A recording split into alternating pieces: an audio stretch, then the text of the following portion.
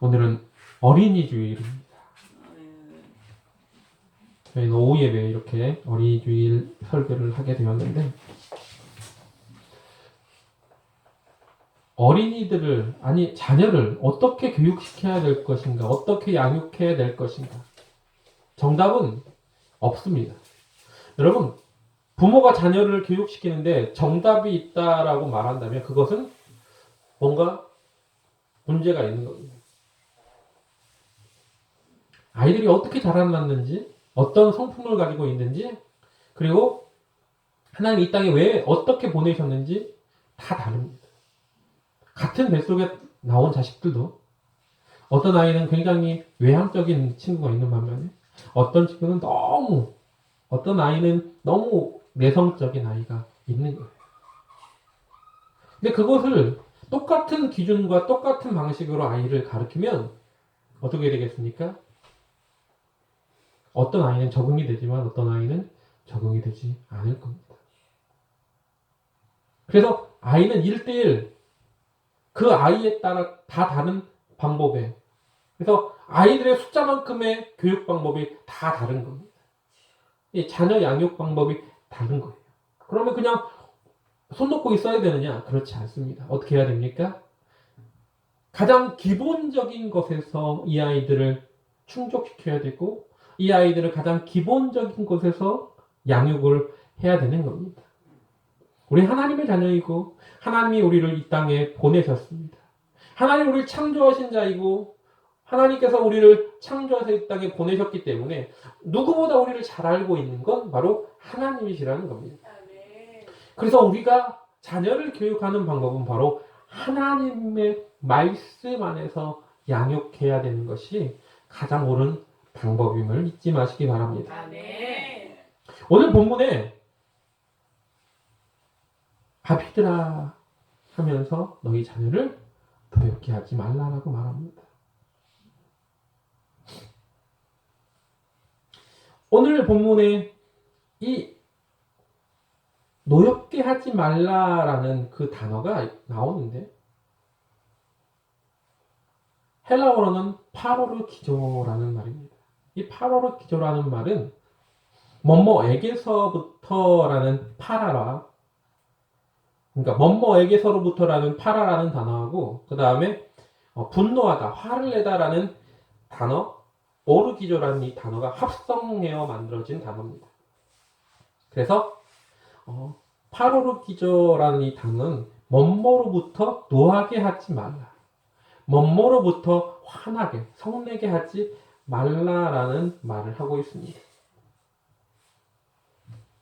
이 말은 다른 말로 말하면 부모가 자녀에게 어떤 불합리한 요구, 아니면 원래 이 아이가 혼나야 될 것보다 훨씬 더 가혹하게 혼나는 경우, 아니면 어떤 약속의 불이행이나 무시, 무관심, 과잉보호, 불필요한 제약, 편애, 이런 것들, 또 어떤 부모의 권위적인 태도나 학대, 그런 걸로부터 자녀를 화나게 하지 말라라는 겁니다. 합당한 것이 아닌 불합리하고 합당하지 않은 것으로부터 아이를 노엽게 하지, 화나게 하지 말라라는 말이에요. 그래서는 안 된다라고 성경은 말하는 겁니다. 로마서 10장 19절에 이런 말씀이 있죠. 그러나 내가 말하노니, 똑같은 그 화나게 하지 말라는 단어가 쓰인 겁니다. 그러나 내가 말하노니 이스라엘이 알지 못하느뇨?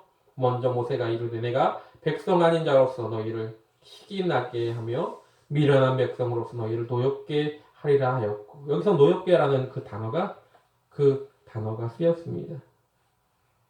또 오늘 본문에 나오는 단어, 에베소 6장 4절 말씀이 있고요. 또 골로새서 3장 21절에 똑같은 단어가 나옵니다. 아비들아 너희 자녀를 노엽게 하지 말지니 낙심할까 함이라 라는 말씀이 있습니다.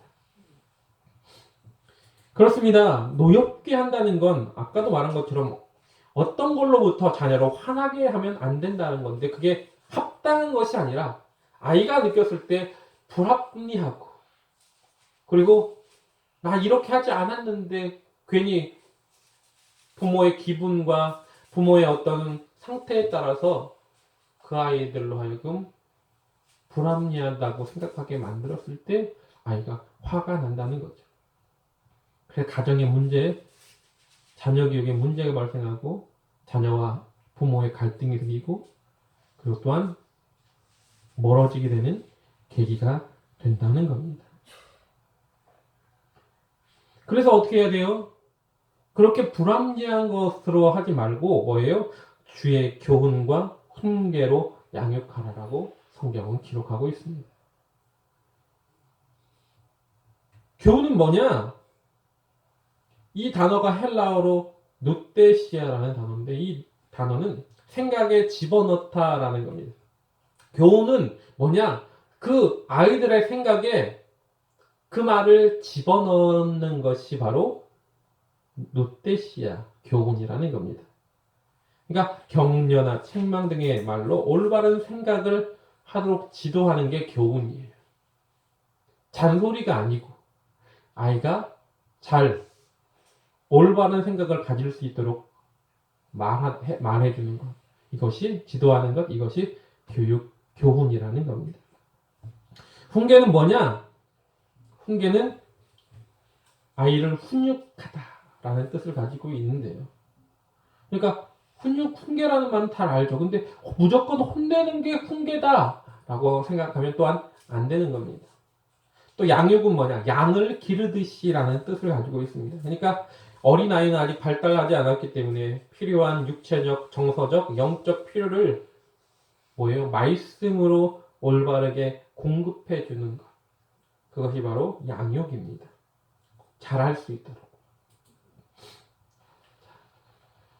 오늘날 그리스도인들이 가정교육이라는 말을 가지고 제대로 아이들을 양육하지 못하는 경우가 참 많습니다. 아이들의 교육은 참 중요합니다. 교육은 인륜지, 백년지 대계라는 말이 있듯이 이 100년 동안에 지켜야 될 굉장히 중요한 일. 왜? 제대로 자녀들을 양육하지 못하면 이 아이가 자라서 장성하고 그리고 또한 살아가는 삶 속에서 굉장히 큰 마이너스 요인이 되기 때문에 그렇습니다. 그럼 무조건 아이들을 가르치기만 하면 되느냐, 많이 배우게 하면 되느냐, 이것 또한 아니라는 겁니다.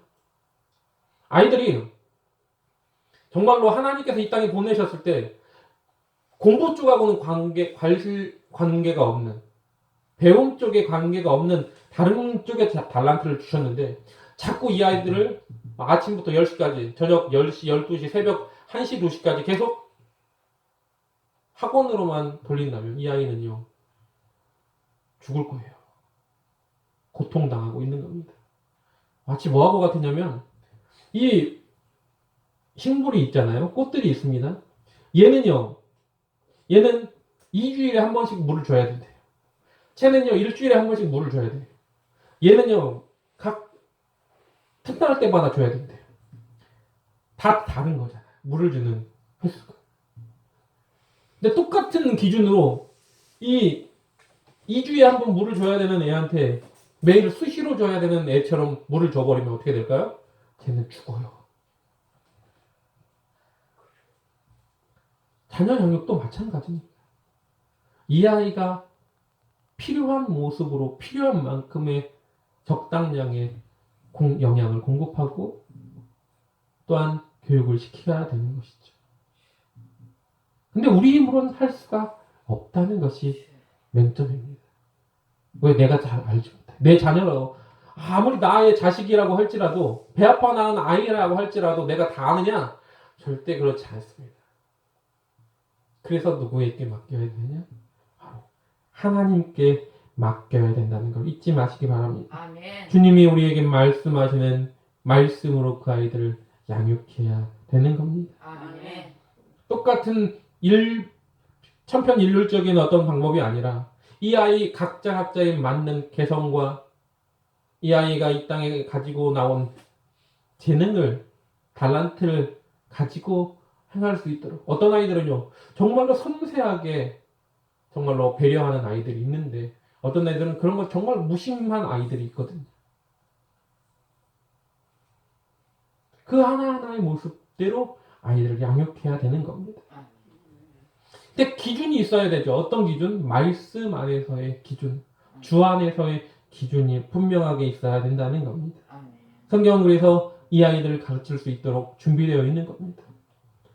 디모데후서 6장 3장 16절부터 17절에 그래서 뭐라고 말합니까? 모든 성경은 하나님의 감동으로 된 것으로 교훈과 책망과 바르게 함과 의로 교육하기에 유익하다라고 말합니다. 그렇게 성경이 그렇게 기록이 되어 있는 이유가 뭐냐? 바로 하나님의 사람으로 온전케 하며 모든 선한 일을 행할 능력을 갖추게 하기 위해서. 여러분 아무리 재능이 뛰어나고 아무리 돈이 많고 아무리 공부를 잘해도 그가 하나님의 사람으로 온전치 못하다면, 여러분 모든 선한 일을 행할 능력을 가지고 있지 않다면 그 사람은 하나님 편에서 보시기에, 아니 또한 세상을 살아가는데도 그렇게 썩 좋은 인생은 아니라는 겁니다. 주님이 우리에게 원하시는 교훈과 훈계와로 양육을 해야 될 줄 믿습니다. 아멘. 그것이 바로 우리 자녀들이 세상을 살아가는 데 필요한 가장 핵심적인 교육 방법임을 잊지 마시기 바랍니다. 아멘. 성경은 분명히 말합니다. 말씀으로 양육해라. 그런데 이것이 말씀으로 잘 양육된 아이들은 그 말씀을 듣지만, 이것이 말씀으로 양육되지 않은 이들은 그 말을 듣지 않고 어긋나게 되는 겁니다. 잔소리로만 듣는 겁니다. 잠언서 13장 1절에 그래서 이렇게 말합니다. 지혜로운 아들은 아비의 훈계를 들으나 거만한 자는 꾸지람을 즐겨 듣지 아니하느니라. 그렇습니다. 꾸지람 누가 좀 혼내면요 막 팩팩팩팩 토라지는 그런 이들 있죠. 누구든지 나한테 누가 뭐라고 하고 혼내고 하면 듣기 좋은 사람은 아무도 없을 거예요. 하지만 그것이 나에게 정말로 유익이 되는 말이라면 그게 조금 듣기 싫더라도 듣고 나의 고칠 점을 파악하고 고치려고 노력을 해야 되는 겁니다. 아멘. 그것이 바로 믿음의 사람의 모습임을 잊지 마시기 바랍니다. 아멘. 요즘은 너무 아이들을 오냐 키우죠. 꽃으로도 때리지 말라라고 그렇게 책도 나오고요. 또 요즘은 때리는 거에 대해서 너무 막 벌벌벌벌 떠는 경우가 있습니다. 그렇다고 누가 때리라는 말이 아니에요. 2021년 1월 26일 날 이런 법이 다시 제정이 됩니다. 민법 제915조에 보면 친권자가 자녀를 보호 또는 교양하기 위하여 필요한 징계를 할 수 있고 법원의 허가를 얻어 가마 또는 교정기관에 위탁할 수 있다라는 그런 징계권이 있거든요. 원래 있었습니다. 이게 2021년 1월 26일부로 삭제가 되었습니다. 그러니까 부모라도요, 아이를 함부로 때리면 그럼 바로 신고 들어가면 감옥에 들어가는 겁니다. 체벌할 수 없어요, 이제. 부모, 내가 얘 친권자인데 얘 내가 때려도 돼라는 그런 마음을 가지면 큰일 납니다. 경찰 조사받아야 되고 형사 입건되는 거예요. 근데 성경은 뭐라고 말합니까? 자녀 양육에 대해서, 자녀를 징계하는 것에 대해서 이렇게 말합니다. 잠언서 13장 24절을 보니까 매를 아끼는 자는 그의 자식을 미워함이라. 자식을 사랑하는 자는 근실히 징계하느니라 라고 말하고 있습니다. 아멘. 교육계에서 말하는, 요즘 교육계에서 말하는 것과는 상반되는 말이죠. 오늘날은 죽어도 때리면 안 돼요. 어떻게 해서든 때리면 안 됩니다. 근데 성경은 아이에게 매를 아끼는 것이 진정으로 그 자식을 사랑하지 않는다라고 가르치고 있죠. 그럼 어디가 맞느냐? 성경이 맞겠죠? 라고 막연하게 생각하면 안 되는 겁니다. 성경에도 이유가 있습니다. 여러분 성경을 쓰는데 그 성경이 거기에 쓰여지는 데는요, 그냥 아무 이유 없이 쓰여지지 않습니다. 그때 당시에 왜 그래야만 했는지 분명한 이유가 있어서 쓰여진 겁니다. 제가 항상 얘기 드리잖아요. 레위기서에 나오는 그 법들이 보면 맨날 죽이라고 나오는데 왜 그렇게 죽이라고 그렇게 할 수밖에 없었을까? 그들이 뭐예요?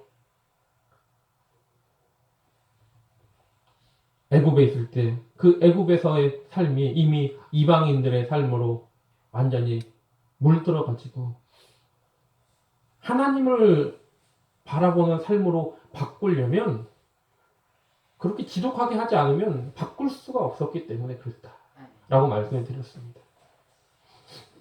그럼 우리에게 아직도 그 몽골이 우리나라를 지배하던 기간이 1200년, 1300년대예요. 그러면 지금부터 한 700년, 800년이 지났단 말이에요. 여러분 700년, 800년이 지났는데 아직도 몽골의 풍습이 남아있는 모습이 있다는 거예요. 700년, 800년이 지났는데 일제강점기에 그 영향으로 있었던 많은 문화적인 영향은 아직도 많이 남아있는데 그것뿐만 아니라 7, 800년 전 것도 지금 남아있다는 거죠. 무슨 말이냐면 그렇게 어떤 것이 한번 들어와 버리면 빠져나가기가 쉽지 않다는 걸 이야기하는 겁니다. 특히 문화권에서. 애굽에서 종살이를 하던 그들이요. 아무리 노예 생활을 했지만 오랫동안 이 애굽의 문화에 완전히 젖어들어 있기 때문에 그걸 빼기가 너무 힘들다는 겁니다. 잠언에 나오는 이야기도 마찬가지로 그런 내용입니다. 무조건 때리라는 게 아니에요. 거기에는 분명히 그 전에 있는 내용들에 대해서 분명하게 나오고 있습니다. 자식을 사랑하는 자만이 매를 아끼지 않는다는 말. 분노로 때리라는 말이 아닙니다. 자기 기분을 억지하고 하지 못하고 기분풀이로 매를 대라는 것이 아닙니다. 너무 사랑하는데 얘가 너무 어긋나요. 그래서 매를 들지 않으면 얘가 정말로 잘못될 것 같아요. 그래서 말로 하다가 정말 하다 안 돼서 그래서 따끔하게 돌이키도록 혼을 냈다. 이런 내용이지. 처음부터 너 기분 나쁘다고 너 이리 와 하고 무조건 때리는 그런 것이 아니다라는 겁니다.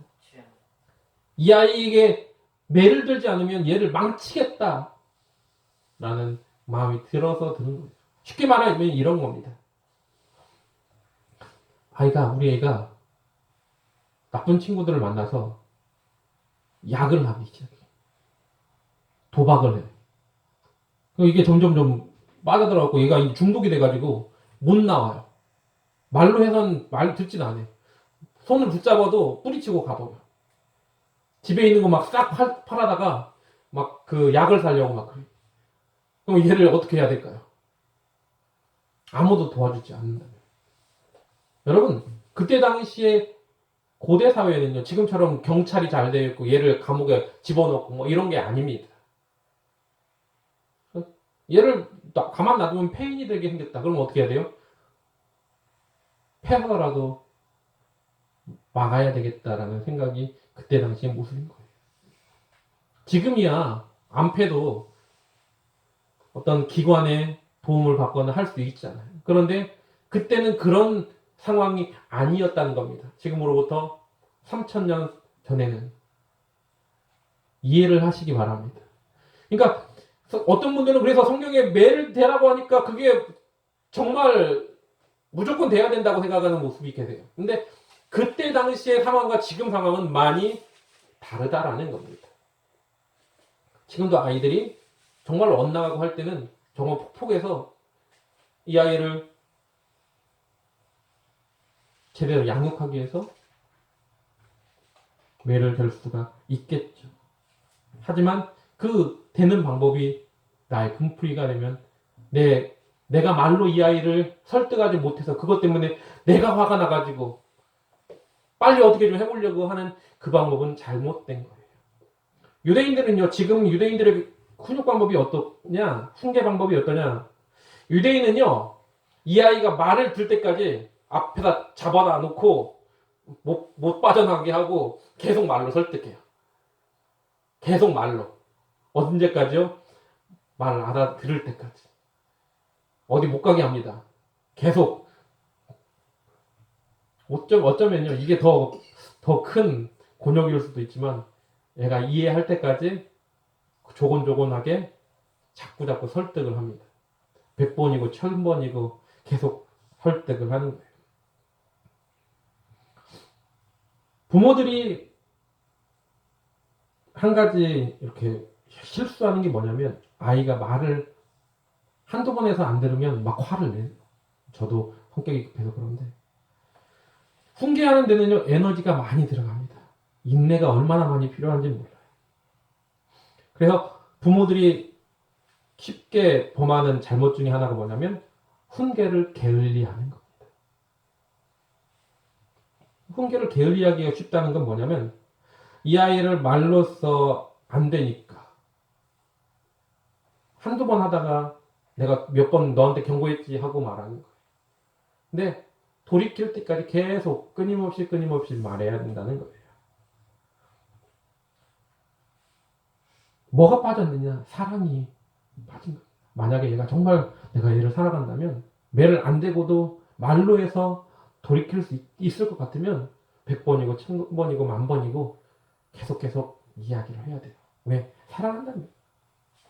근데 그게 안 되니까, 그게 막 성질 때문에 내가 급한데 빨리 안 돌아오니까 결국엔 뭐예요? 네가 내 말을 안 들었다는 어떤 무시함으로 과격한 행동을 하게 되는 거죠. 미련함입니다. 교만함입니다. 그럼 매를 때리는 것이 훈계의 기본이 아니라는 겁니다. 가장 큰 착각이에요. 성경에 매를 아끼지 말라고 했으니까 때려야 된다고 생각하는 것 자체가 뭐예요? 그것이 잘못이라는 겁니다. 왜? 성경에서 무조건 때리라는 것이 아닙니다. 거기에 뭐가 들어있다고요? 사랑이 들어있다. 거기에는 정 안 되겠으니까 그 매를 들 수밖에 없는 상황이 됐다라는 겁니다. 거기에는 지금처럼 어떤 여러 가지 사회적인 어떤 도움의 시스템이 되어 있지 않은 사회였기 때문에 내 자녀는 내가 알아서 케어할 수밖에 없는 그런 사회였기 때문에 그런 일이 더 가능하다라는 겁니다. 무엇보다 중요한 건 매를 때리는 것이 훈계의 기본이라는 생각 자체, 그 착각에서 벗어나야 된다는 걸 아멘. 잊지 마시기 바랍니다. 아멘. 또한 잠언 말씀은 우리가 지혜의 말씀이라고 하잖아요. 왜 지혜의 말씀이라고 이야기합니까? 그 말씀을 듣고 우리가 그것을 교훈 얻어서 우리 삶이 바뀌기를 원한다라는 뜻을 가지고 있죠. 아멘. 믿음의 사람에게 잠언이라는 말씀은 마치 훈계와 같습니다. 이렇게 하면 안 되는 거야. 이렇게 하면 안 되라고 하나님께서 마치 우리가 자녀에게 말로 설득하면서 이렇게 하면 안 되라고 자꾸 말하는 것처럼 하나님께서 믿음의 자녀들에게 너 이렇게 하면 안 되라고 설득하며 주신 말씀이라는 겁니다. 아멘.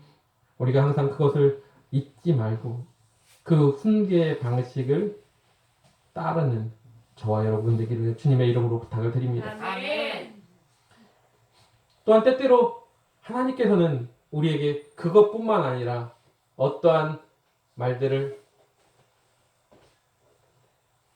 합니까? 죄와 교만에 빠지기 쉬운, 그리고 그 죄와 교만에 빠져 있는 우리에게 인생 채찍과 사람 막대기와 인생 채찍을 드세요. 마치 아까 오전에 들었던 말씀처럼 나의 목자 되셔서 지팡이와 막대기로 우리를 안위하시는 것처럼 말입니다. 하나님께서요, 다윗에게 말씀하시기를 그 아들 솔로몬을 왕으로 세워주겠다고 말씀하시면서 뭐라고 말해요? 인생 채찍과 말 안 들으면 인생 채찍과 막대기로 훈계하겠다고 성경은 기록하고 있습니다. 사무엘하 7장 14절에 그렇게 나와 있거든요. 한번 읽어보겠습니다.